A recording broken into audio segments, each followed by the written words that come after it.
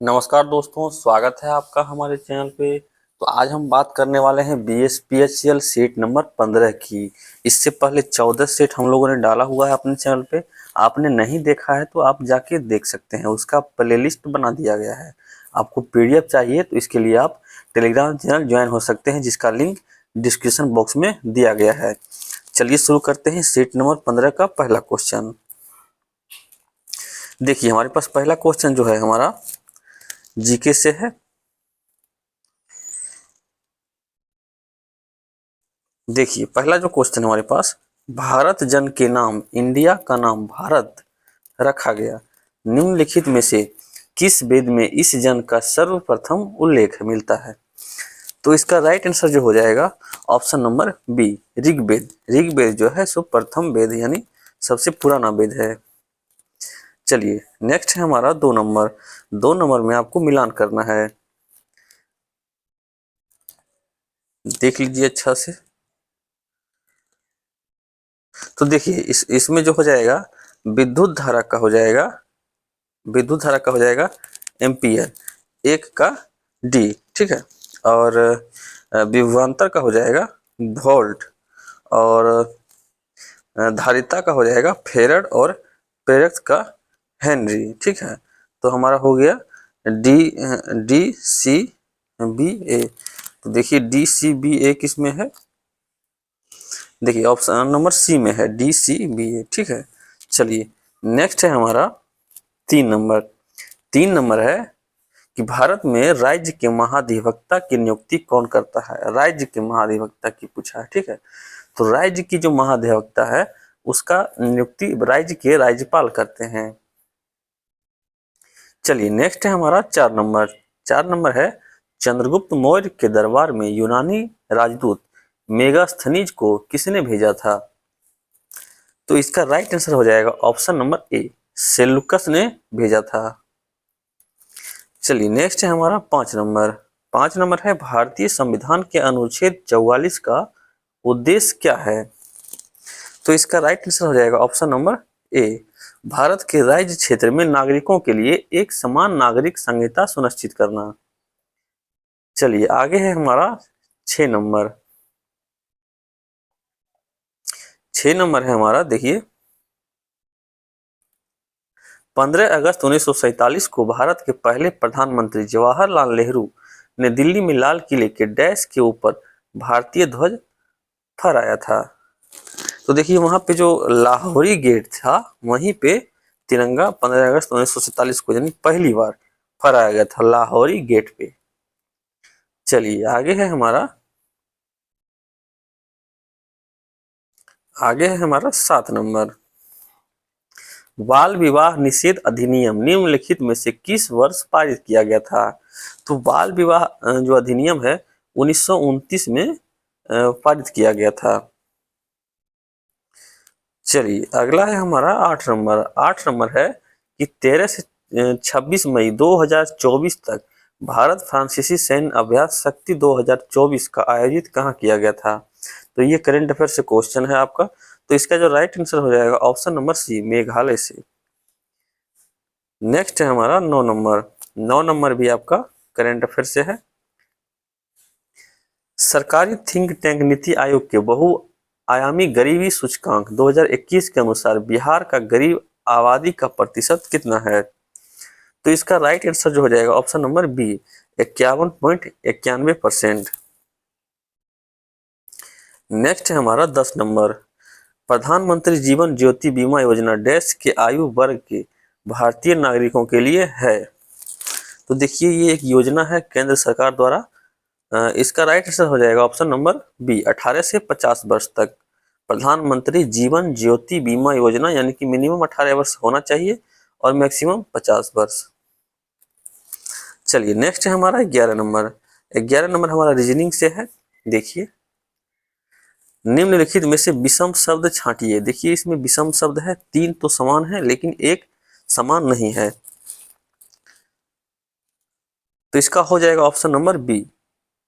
देखिए सभी जो दिया हुआ है यहाँ पे ये किसी न किसी देश की राजधानी है, लेकिन बर्मिंघम ये राजधानी नहीं है। चलिए नेक्स्ट है हमारा 12 नंबर। देखिए रीजनिंग है हमारा, 4 से 7 हुआ, 7 से 18, 18 से 54, 54 से 219।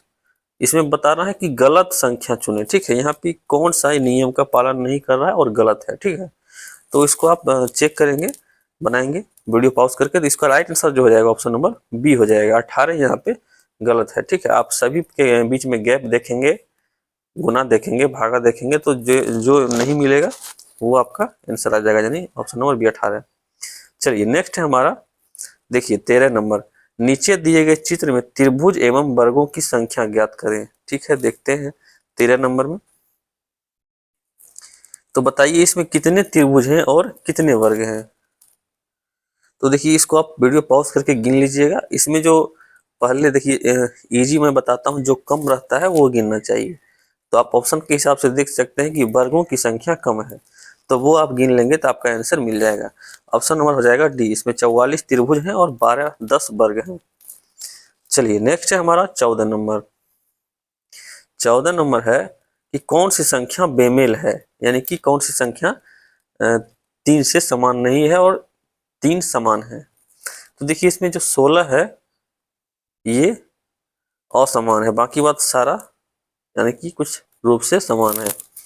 चलिए अगला है हमारा 15 नंबर।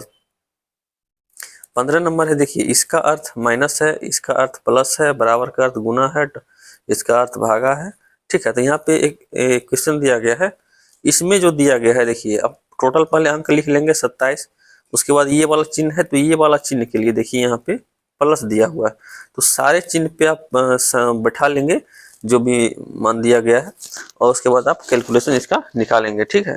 तो इसका जो राइट आंसर हो जाएगा ऑप्शन नंबर सी, 42 हो जाएगा।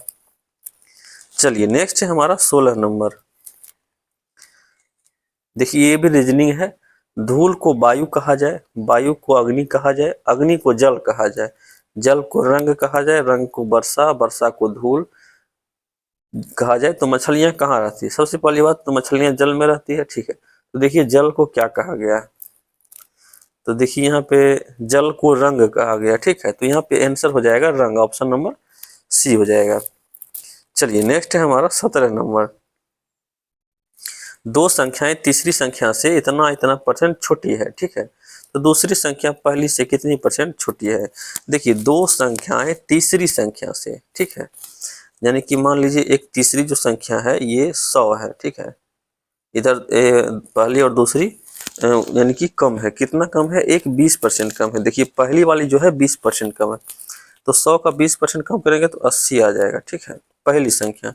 और दूसरी संख्या 28% कम है, तो ठीक है। तो आप निकाल लेंगे, टोटल 28% अगर कम करेंगे तो ये आ जाएगा 72 आ जाएगा, ठीक है।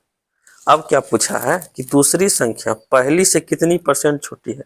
देखिए दूसरी संख्या हमारा 72 है, पहली संख्या हमारा 80 है, पूछ रहा है कितनी छोटी है, परसेंटेज में निकालना। देखिए कितना गैप है, 8 का, 72 और 80 में 8 का गैप है, तो 8, ठीक है, 8 बटे 80 गुने 100, 8 दहेगा 80 और 10, तो 10% यानी कि ये कम है, ठीक है, ऑप्शन नंबर सी हो जाएगा। चलिए नेक्स्ट है हमारा 18 नंबर। चंद्रा की आयु चंद्रिका की आयु से 10 वर्ष कम है, 5 वर्ष बाद चंद्रा की आयु की दोगुनी हो जाएगी, चंद्रिका की वर्तमान आयु ज्ञात करें।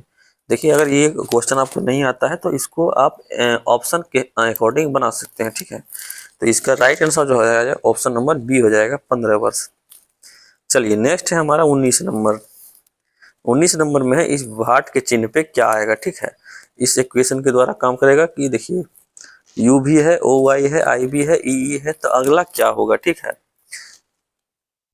तो इसको देख लीजिएगा आप, ठीक है। उल्टा देखिए यहाँ पे है भी है, उसके बाद Y है, उसके बाद ये B है, E है, तो उस बेसिस पे ही अगला होगा, ठीक है। U से O से I से देखिए यहाँ पे ए होगा, ठीक है, क्योंकि ये वोवेल दिया गया। देखिए UOIE, तो बचा है एक ए हो जाएगा पहला, ए देखिए पहला इसमें है, तो ऑप्शन नंबर 19 का सी हो जाएगा, ठीक है। चलिए नेक्स्ट है हमारा 20 नंबर। 20 नंबर है कि देखिए भिन्न पूछा गया है, यानी कि 3 समान है, एक समान नहीं है। तो इसमें जो भिन्न है ऑप्शन नंबर बी है, ठीक है। चलिए नेक्स्ट है आपका 21 नंबर।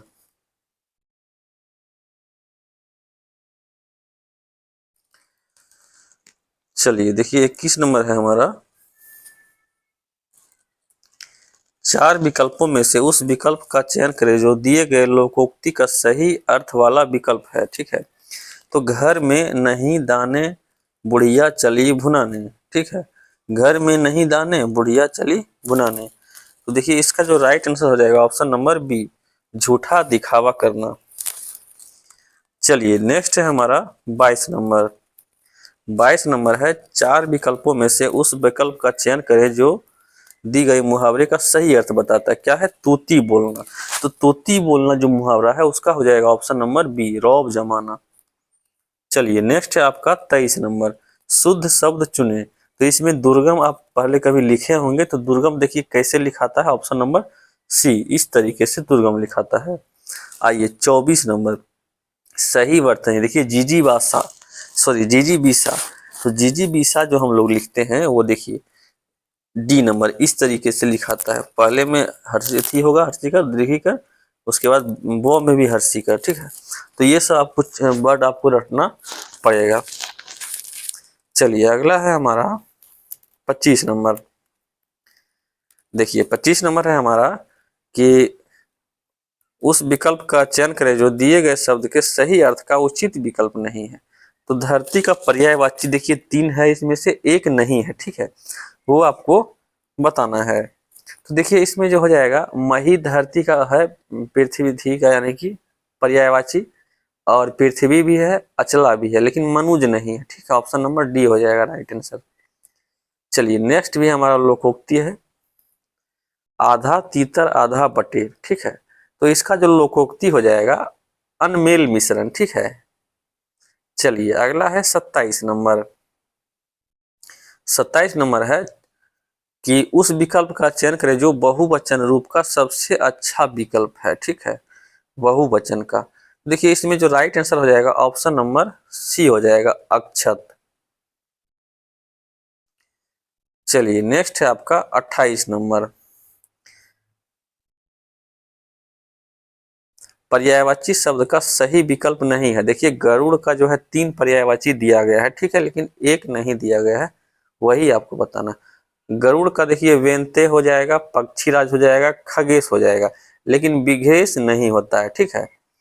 चलिए नेक्स्ट है आपका 29 नंबर। 29 नंबर है, 29 नंबर आपका है कि सबसे देखिए विलोम शब्द का सबसे अच्छा विकल्प कौन सा है। तो मिथ्या का विलोम क्या हो जाएगा? तो मिथ्या का विलोम हो जाएगा सत्य, ठीक है, सत्य। चलिए नेक्स्ट है आपका 30 नंबर, हिंदी भाषा में कितने स्वर हैं? तो हिंदी भाषा में जो है सो 11 स्वर हैं। कितना? 11। चलिए 31 नंबर। देखिए 31 नंबर है कि आपको इसमें एरर बताना है। The rhinoceros is one of the world's oldest surviving space, ठीक है। तो इसमें जो एरर आपको बताना है, ठीक है, किसमें एरर है। देखिए तो एरर जो है ऑप्शन नंबर डी में है, किसमें है? सर्वाइविंग स्पाइस सी में है, ठीक है, इसी में एरर है। चलिए नेक्स्ट है आपका 32 नंबर। देखिए 32 नंबर है आपका कि वन अपोजिट वर्ड है, ठीक है, एंटोनेम है, ठीक है, किसका? एपेलेल एपलॉज का है, ठीक है। देखिए इसका जो आपका हो जाएगा अपोजिट यानी कि आपका थी हो जाएगा, तो एपलॉज का आपका जो एंटोनिम हो जाएगा ऑप्शन नंबर बी, ठीक है, ऑप्शन नंबर इसका बी हो जाएगा। चलिए नेक्स्ट है आपका 33 नंबर। 33 नंबर में सिनोनिम आपको बताना है, ठीक है, ये वर्ड का सिनोनिम, इन्वर्वेट का सिनोनिम बताना है आपको, ठीक है, साइनोनिम। तो इसका हो जाएगा ऑप्शन नंबर डी। चलिए नेक्स्ट है आपका 34 नंबर। 34 नंबर में है इनकरेक्टली स्पेल्ड वर्ड। देखिए इसमें से कोई वर्ड जो है सो गलत है, ठीक है, यानी कि इसमें से कोई एक गलत है यहाँ पे, तो कौन सा गलत है वर्ड ये बताना है आपको, ठीक है। आप लोग सेंटेंस देख लीजिए एक बार। तो इसमें देखिए मंकीज जो लिखाता है इस तरीके से लिखाएगा, ये गलत है, ठीक है, वही पूछा जा रहा था। चलिए नेक्स्ट है आपका 35 नंबर, इडियम फ्रेज से है। आइए देखते हैं क्या है क्वेश्चन। देखिए इडियम फ्रेज से है स्नेक इन द ग्रास, ठीक है, स्नेक इन द ग्रास, तो हो जाएगा ऑप्शन नंबर सी हो जाएगा, ठीक है। चलिए नेक्स्ट है आपका 36 नंबर। देखिए 15 नंबर कंप्यूटर से है, तो आप लोग ध्यान से देखिएगा। अस्टक्स नेट, अस्टक्स नेट क्या है, ठीक है, तो अस्टक्स नेट जो है वो है एक वर्म है, ठीक है, वर्म, एक प्रकार का वर्म जो होता है, यानी कि वायरस का ही प्रतिलिपि है एक प्रकार का। चलिए नेक्स्ट है आपका 37 नंबर, निम्नलिखित में से कौन सी कंप्यूटर की सही परिभाषा है, तो इसका जो राइट आंसर हो जाएगा ऑप्शन नंबर, देख लीजिए आप लोग, कंप्यूटर की सही परिभाषा कौन सी है, तो इसका राइट आंसर हो जाएगा ऑप्शन नंबर डी, इनमें से सभी, ठीक है, पढ़ लीजिएगा आप लोग उसको। चलिए 38 नंबर, एनक्रिप्शन में एक एल्गोरिथ्म को क्या कहा जाता है, तो देखिए एनक्रिप्शन में जो एल्गोरिथ्म होता है उसको सिफर कहते हैं, सिफर, सिफर। चलिए नेक्स्ट है आपका 39 नंबर, 39 नंबर है निम्नलिखित में से कौन सा आर्किटेक्चर डेटा प्रकारों की एक विस्तृत श्रृंखला के लिए उपयुक्त है, तो इसका राइट आंसर हो जाएगा ऑप्शन नंबर ए, IA32। चलिए अब आ गया हमारा 40 नंबर,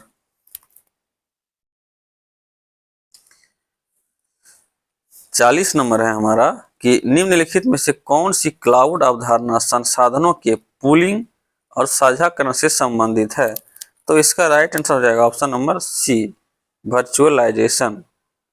चलिए 41 नंबर, निम्नलिखित में से कौन सा बाइनरी संख्या का सही प्रतिनिधित्व है, एक ही है, बाकी बात जो सब लिखा हुआ है गलत है। देखिए ऑप्शन नंबर सी हो जाएगा, यही सही है, बाकी बात सारा गलत है। चलिए नेक्स्ट है आपका 42 नंबर, निम्नलिखित में से कौन सा अमेजन का क्लाउड प्लेटफॉर्म है, तो देखिए इसका जो राइट आंसर हो जाएगा option number B, AWS, Amazon का क्लाउड प्लेटफॉर्म है।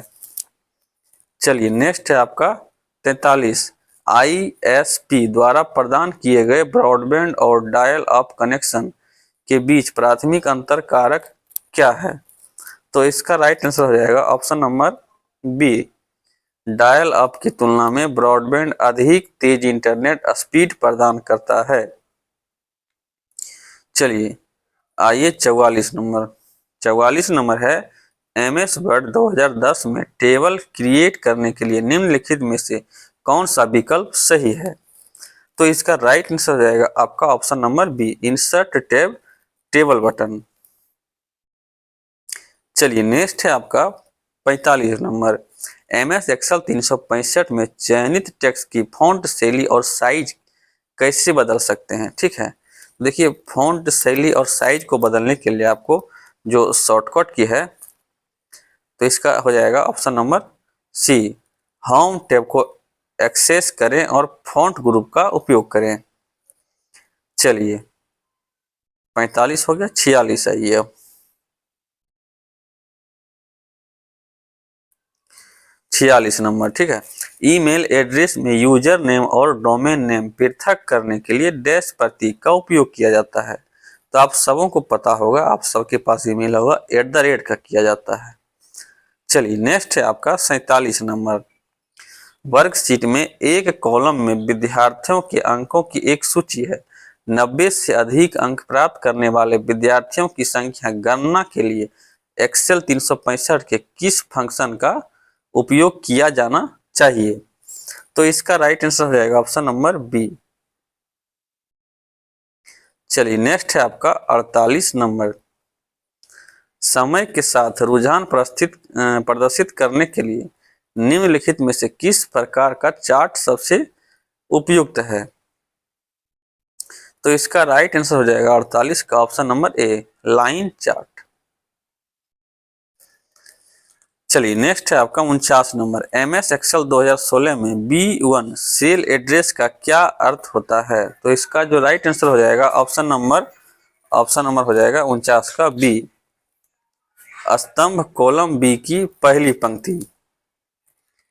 चलिए नेक्स्ट है आपका 50 नंबर। 50 नंबर है डिबगिंग कौन सी प्रक्रिया है? तो डिबगिंग आपकी जो प्रक्रिया है ऑप्शन नंबर सी, एक सॉफ्टवेयर प्रोग्राम में त्रुटियों के जांच करने की प्रक्रिया है। चलिए कंप्यूटर का सवाल यहाँ खत्म होता है। अब आ गया आपका इलेक्ट्रीशियन से, जो कि 50 क्वेश्चन आपका रहेगा। चलिए पहला है 51 नंबर, 2 पोल 3 फेज इंडक्शन मोटर में 3 फेज बाइंडिंग एक दूसरे के साथ कितनी दूरी पर होंगे? 3 फेज का है, 3 फेज का जो होता है 120 डिग्री होता है, ठीक है। चलिए नेक्स्ट है आपका 52 नंबर, स्टार्ट डेल्टा स्टार्टर विधि में प्रत्येक फेज बाइंडिंग में वोल्टेज किसके बराबर होता है? स्टार्ट डेल्टा स्टार्टर में पूछा गया है, ठीक है, फेज बाइंडिंग में। तो देखिए इसका जो राइट आंसर हो जाएगा ऑप्शन नंबर बी हो जाएगा, ठीक है। स्टार में जो होता है वो देखिए आई होता है बराबर, ठीक है, और ये डेल्टा में जो होता है वो वोल्टेज होता है बराबर। बाकी बात सब हो जाएगा, उसका √3 हो जाएगा, वो आप लोग याद रखे होंगे। चलिए नेक्स्ट है आपका 53 नंबर। देखिए 53 नंबर है आपका, प्रेरण मोटर की रोटर हमेशा, तो देखिए इंडक्शन मोटर का जो रोटर होता है वो हमेशा कैसा होता है? तो तुल्यकालिक गति से ज्यादा होता है। यही अगर आपको 3 फेज का पूछेगा कि 3 फेज का रोटर हमेशा कैसा होता है, तो तुल्यकालिक गति से वो कम होता है, ठीक है। तो बस यही अंतर है, इसमें फंसना नहीं है आपको। चलिए नेक्स्ट है आपका 54 नंबर। देखिए 54 नंबर है कि स्क्वायरल केज इंडक्शन मोटर में मोटर वार के स्क्रूइंग के लिए निम्नलिखित में से गलत वाक्य बताएं। देखिए सारा सही है, एक इसमें गलत है, वही पूछा गया है आपसे। चलिए देखिए यह कॉगिंग को रोकता है, ये सही बात है। शुरुआती टॉर्क को बढ़ाता है, ये बिल्कुल गलत है। अधिक एक समान टॉर्क उत्पादन, ये भी सही है। अपने समय के परिचालन के समय मोटर हम को कम करता है, ये भी सही है। ऑप्शन नंबर बी गलत है, यह शुरुआती टॉर्क को स्क्वायरल केज नहीं बढ़ाता है, वो शुरुआती टॉर्क जो रहता है स्लिप रिंग में बढ़ाता है, ठीक है। चलिए 55 नंबर है आपका कि 3 फेज प्रेरण मोटर के परिचालन का सिद्धांत बहुत कुछ निम्नलिखित के समान है। तो इसका जो राइट आंसर हो जाएगा ऑप्शन नंबर सी हो जाएगा, लघु पथित सेकेंडरी वाला ट्रांसफार्मर 3 फेज प्रेरण मोटर के परिचालन का सिद्धांत, ठीक है। ये शॉर्ट सर्किट सेकेंडरी वाला ट्रांसफार्मर जो होता है उसी के समान होता है। चलिए नेक्स्ट है आपका 56 नंबर। देखिए 56 नंबर में है आपका कि 3 फेज प्रेरण मोटर में स्टार्ट डेल्टा स्टार्टर मुख्यतः डैश के लिए प्रयोग किया जाता है। देखिए इसका जो राइट आंसर हो जाएगा, देखिए स्टार्ट डेल्टा स्टार्टर का जो प्रयोग हम लोग करते हैं 3 फेज में, वो प्रारंभिक धारा को सीमित करने या कम करने के लिए करते हैं, ठीक है। ऑप्शन नंबर सी हो जाएगा। चलिए नेक्स्ट है आपका 57 नंबर। 57 है स्टेप अप या स्टेप डाउन ट्रांसफार्मर में विद्युत शक्ति डैश में परिवर्तन के बिना एक परिपथ से दूसरे परिपथ में स्थानांतरित होती है। तो इसका राइट आंसर हो जाएगा ऑप्शन नंबर सी, आवृत्ति, ठीक है। आवृत्ति में यानी कि कोई परिवर्तन नहीं होती है। चलिए आपका आ गया अब 58 नंबर। देखिए 58 नंबर है हमारा, बेयरिंग खराब होने की वजह से मोटर डैश गति पर चलने लगती है। देखिए बेयरिंग जब खराब होगा तो धीमी गति से चलेगी, ठीक है। नेक्स्ट है आपका 59 नंबर। 59 नंबर है जब प्रेरण मोटर का रोटर सामान्य गति प्राप्त कर लेता है तो उसमें उत्पन्न आवृत्ति क्या होती है? देखिए जब सामान्य गति प्राप्त कर लेगा तो उसकी आवृत्ति कम हो जाती है, लेकिन वो कम गति रहेगा तो उसकी आवृत्ति थोड़ी ज्यादा होती है। तो 59 का हो जाएगा बी, कम हो जाती है। चलिए नेक्स्ट है आपका 60 number. Three phase induction motor में परिणामी फ्लक्स किसी भी चरण के कारण फ्लक्स के अधिकतम मान का डैश गुना होता है। तो इसका राइट आंसर हो जाएगा ऑप्शन नंबर बी, 1.5 गुना। थ्री फेज इंडक्शन मोटर में परिणामी फ्लक्स किसी भी चरण के कारण फ्लक्स के अधिकतम मान का 1.5 गुना होता है। चलिए नेक्स्ट है आपका 61 नंबर। एक ट्रांसफार्मर में लौ हानि 400 वाट है। जब ट्रांसफार्मर अपनी उच्चतम दक्षता पर कार्य कर रहा है तो उसकी ताम्र हानि क्या होगी। देखिए जब उच्चतम दक्षता पर कार्य कर रहा है तो दोनों का हानि बराबर होना चाहिए, यानी कि लौ 400 है तो तांबा भी 400 ही होना चाहिए, ऑप्शन नंबर बी। नेक्स्ट है आपका 62 नंबर। एक वितरण ट्रांसफार्मर डैश होता है। तो देखिए जो वितरण करते हैं ट्रांसफार्मर वो स्टेप डाउन होता है, स्टेप डाउन, ठीक है। और कहीं कहीं पढ़े होंगे आप कि स्टेप डाउन को या स्टेप अप को, यानी कि स्टेप अप को स्टेप डाउन के रूप में प्रयोग कर सकते हैं, स्टेप अप के रूप में भी प्रयोग कर सकते हैं। चलिए नेक्स्ट है आपका 63 नंबर। 63 नंबर है 800 प्राथमिक और 200 द्वितीयक फेरे यानी कि N1 N2 दिया हुआ है वाले एक ट्रांसफार्मर 110 वोल्ट प्रत्यावर्ती धारा सप्लाई को आपूर्ति की जाती है तो द्वितीयक वोल्टता गणना करें। ठीक है, आपको फॉर्मूला पता होगा, इसका निकाल लीजिएगा। ऑप्शन नंबर हो जाएगा ए 27.5 वोल्ट। चलिए नेक्स्ट है आपका 64 नंबर। प्राथमिक एवं द्वितीयक बाइंडिंग के बीच प्रतिरोध कितना होता है। देखिए प्राथमिक एवं द्वितीयक बाइंडिंग के जो बीच प्रतिरोध होता है वो होता है हमारा अनंत, ये है अनंत का साइन। चलिए नेक्स्ट है आपका 65 नंबर। दो ट्रांसफार्मर के समांतर परिचालन के लिए अनिवार्य शर्त निम्नलिखित में से क्या नहीं है। देखिए 3 तो अनिवार्य है इसमें, लेकिन एक नहीं है, वो आपको बताना है। तो देखिए 65 का जो आपका राइट आंसर हो जाएगा ऑप्शन नंबर डी, समान केवी रेटिंग का जरूरी नहीं है। बाकी बात फेज अनुक्रम समान होना चाहिए, आवृत्ति समान होना चाहिए, वोल्टेज अनुपात समान होना चाहिए। चलिए नेक्स्ट है आपका 66 नंबर। 200 श्रेणी जनित्र की श्रेणी क्षेत्र प्रतिरोध 4 ओम है। यदि आर्मेचर प्रतिरोध नगण्य हो तो 5 एम्पीयर पूर्ण धारा पर उत्पन्न विभवांतर बल क्या होगा। तो देखिए 66 का जो आपका राइट आंसर हो जाएगा,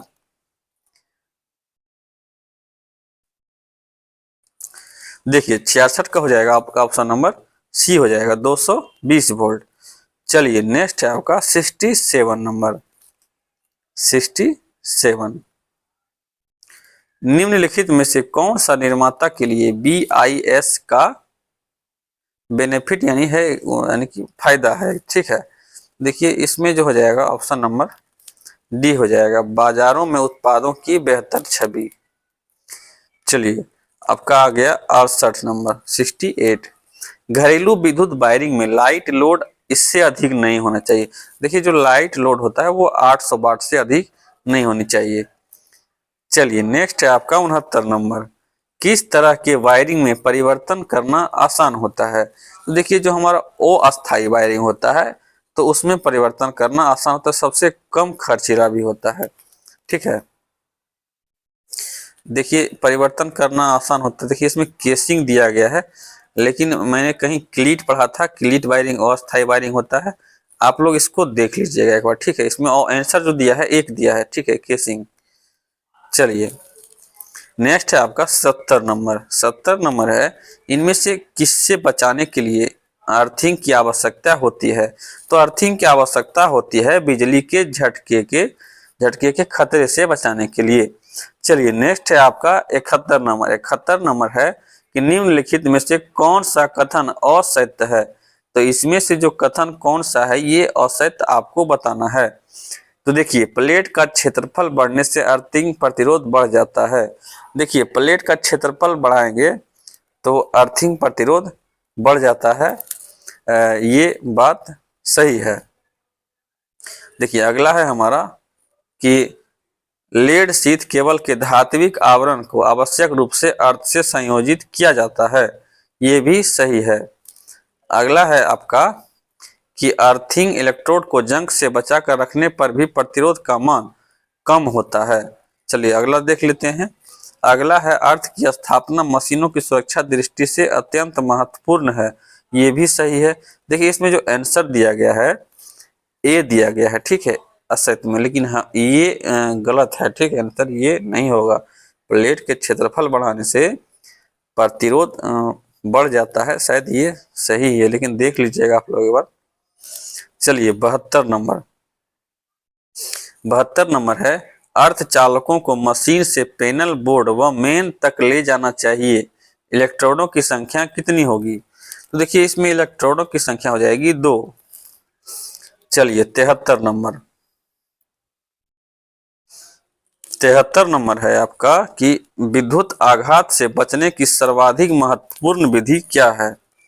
तो देखिए विद्युत आघात से बचने की सबसे महत्वपूर्ण जो विधि है, ऑप्शन नंबर डी हो जाएगा, उचित भू संयोजन का होना। चलिए नेक्स्ट है आपका 74 नंबर है कि निम्नलिखित में से कौन सी सामग्रियों का उपयोग अर्थ प्लेट के आसपास मिट्टी, नमी और कम प्रतिरोध बनाए रखने के लिए किया जाता है?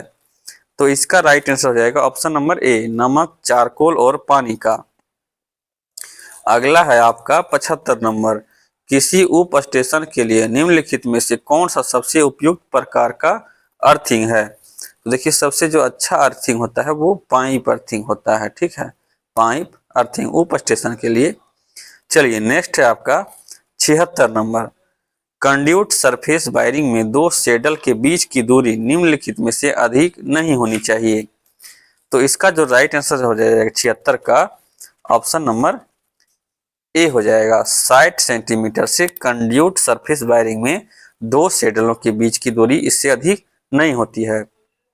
चलिए नेक्स्ट है आपका 77 नंबर, रोशनी के तिरछे प्रभाव डैश का प्रयोग होता है तिरछे प्रभाव के लिए, ठीक है, तो ऑप्शन नंबर ए, कोणीय होल्डर होता है, ठीक है, कोणीय होल्डर।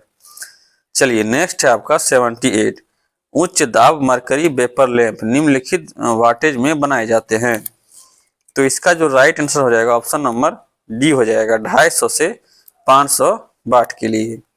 चलिए नेक्स्ट है आपका 79 नंबर, एक प्रदीप्ति दीपक की चोक कुंडली शॉर्ट सर्किट हो गई है, तो इसका क्या परिणाम होगा? तो इसका जो राइट आंसर हो जाएगा, शॉर्ट सर्किट होने पे जो है सो दीप्ति को पुनः चालू करने पर तंतु फूक जाएंगे, ठीक है। चलिए नेक्स्ट है आपका 80 नंबर, 80 नंबर है, एक फ्लोरोसेंट ट्यूब लाइट के पूरी रोशनी के साथ जलते रहने के बाद चौक का क्या उद्देश्य होता है? तो इसका राइट आंसर हो जाएगा ऑप्शन नंबर बी, ज्वायकीय धारा की स्मूथिंग करना। चलिए नेक्स्ट है आपका 81 नंबर, 81 नंबर है, दृश्य स्पेक्ट्रम की परास क्या है? तो दृश्य स्पेक्ट्रम की परास जो होती है ऑप्शन नंबर सी, 380 mm से 740 mm। चलिए नेक्स्ट है आपका 82 नंबर, स्वचालित इलेक्ट्रिक आयरन में पेंदी के प्लेट पर ब्लिस्टर होने का मुख्य कारण क्या है? तो इसका जो राइट आंसर हो जाएगा ऑप्शन नंबर बी, अत्यधिक उष्मा। चलिए नेक्स्ट है आपका 83 नंबर, 83 नंबर है, निम्नलिखित में से कौन सा वेद ग्रेड है जिसके लिए वाणिज्यिक रूप से विद्युत केबल बनाए जाते हैं? तो इसका जो राइट आंसर हो जाएगा ऑप्शन नंबर डी हो जाएगा, 230 से 400 वोल्ट तक बनाए जाते हैं। नेक्स्ट है आपका 84 नंबर, निम्नलिखित में से कौन सर्किट ब्रेकर की सूची में नहीं आता है? इसमें देखिए 3 तो आता है, 1 नहीं आता है, वही आपका आंसर होगा। तो देख लीजिए इसका जो ऑप्शन हो जाएगा ए हो जाएगा, साइल सर्किट ब्रेकर नहीं होता है, बाकी बात एयर ब्लास्ट होता है, ऑयल सर्किट ब्रेकर होता है, वैक्यूम सर्किट ब्रेकर होता है।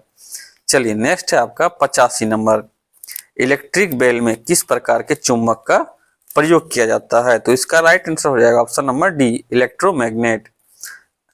86 नंबर, तो 86 है हमारा कि द्विधात्विक स्ट्रिप्स के लिए तापमान सेटिंग किसके द्वारा बदल दी जा सकती है? तो इसका राइट आंसर हो जाएगा option number B, heating element को दूर तथा नजदीक ले जाकर। आइए नेक्स्ट है आपका 87, विद्युत चुम्बकीय कारण से हुआ कम आवृत्ति और उच्च आवृत्ति बाधा के संतोषजनक निर्वहन के लिए पैनल्स किस से जुड़े होते हैं? तो इसका राइट आंसर हो जाएगा option number A, bonding bread. चलिए नेक्स्ट है आपका 88 नंबर। विद्युत कार्य के लिए सामान्य विनिर्देश CPWD 2013 के अनुसार तापमान में वृद्धि के साथ किसी कंडक्टर के रेटिंग फैक्टर में क्या बदलाव होता है? तो इसका राइट आंसर हो जाएगा बढ़ता है, यानी कि तापमान में वृद्धि के साथ कंडक्टर का रेटिंग भी बढ़ेगा। चलिए नेक्स्ट है आपका, सॉरी घटता है। देखिए इसका जो आंसर दिया था ए दिया था, नीचे मैंने नहीं देखा, ए है तो यहाँ पे केवल 2 है, ठीक है, घटता है, यानी कि तापमान अगर आपका बढ़ेगा तो रेटिंग फैक्टर घटेगा। चलिए नेक्स्ट है आपका 89 नंबर। 89 नंबर में है कि इनमें से कौन सा कथन सही है विभिन्न ऊर्जा संयंत्र के संबंध में, ठीक है। तो आइए पढ़ते हैं एक बार। भाप द्वारा संचालित ऊर्जा संयंत्रों की चाल लागत परमाणु ऊर्जा संयंत्र से बहुत कम है, ठीक है। तो ये गलत है। भाप द्वारा संचालित ऊर्जा संयंत्र चाल लागत परमाणु ऊर्जा संयंत्र से बहुत कम है, ये गलत है, बहुत कम नहीं है। भाप द्वारा संचालित ऊर्जा संयंत्रों में ईंधन परिवहन के लिए कोई लागत की जरूरत नहीं होती, ये भी गलत है। कोई लागत कैसे नहीं लगेगा, कुछ तो लगना है। चलिए अगला देखते हैं।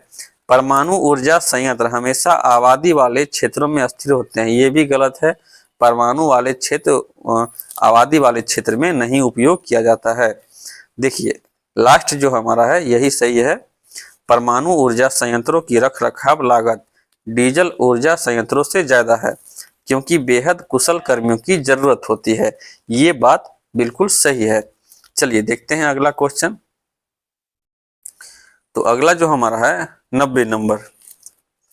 तो 90 नंबर है हमारा कि यदि ट्रांसफार्मर का वोल्टता अनुपात 1:30 है तो प्राथमिक तथा द्वितीयक वोल्टता अनुपात क्या होगा? तो इसका राइट आंसर हो जाएगा ऑप्शन नंबर बी, 1:30। चलिए नेक्स्ट है आपका 91 नंबर।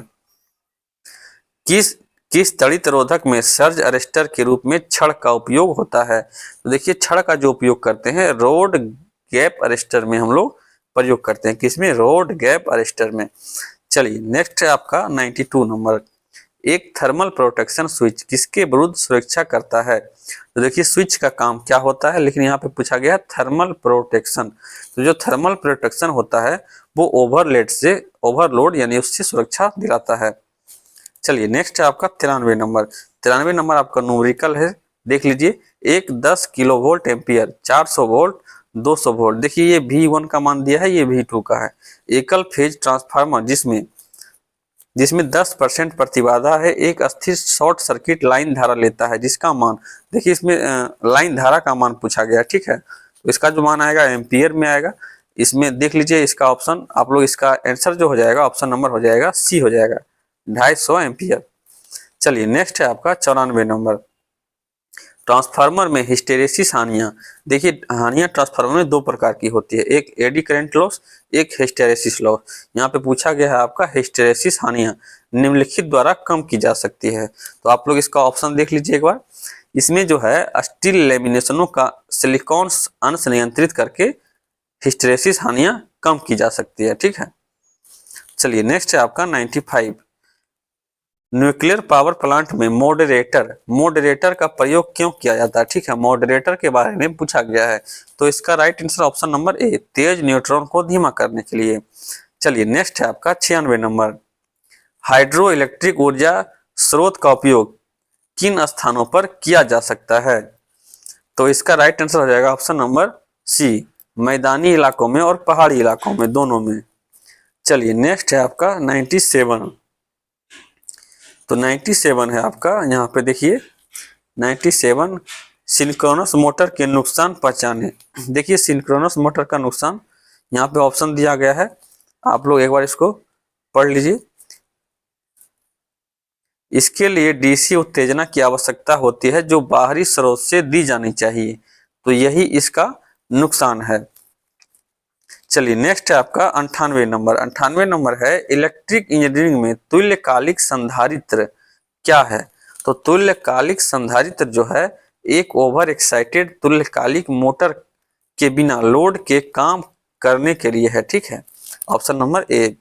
चलिए 99 नंबर, तो 99 है हमारा कि एक थ्री स्टेक चर प्रतिष्ठम स्टेप मोटर में प्रत्येक रोटर और स्टेक में 20 ध्रुव हैं यानी पोल हैं। ठीक है, स्टेप मोटर का स्टेप कोण क्या होगा?